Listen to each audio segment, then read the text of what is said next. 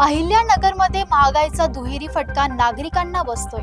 इंधन दरवाढीमुळे वाहतूक महागली तर उष्णतेमुळे भाज्यांचे दर गगनाला भिडलेत. टोमॅटो, कांदा, भेंडीसह अनेक भाज्यांच्या वाढत्या किमतींनी सर्वसामान्यांचे घरगुती बजेट पूर्णपणे कोलमडल्याचे चित्र समोर दिसत आहे.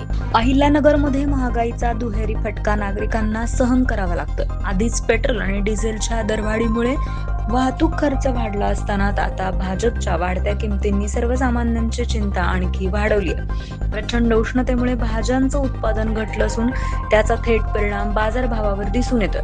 टोमॅटो, कांदा, भेंडी आणि इतर भाज्यांचे दर मोठ्या प्रमाणात वाढलेत. त्यामुळे घर खर्चाचं गणित बिघडल्यानं गृहिणींसमोर मोठं आव्हान उभं राहिलंय.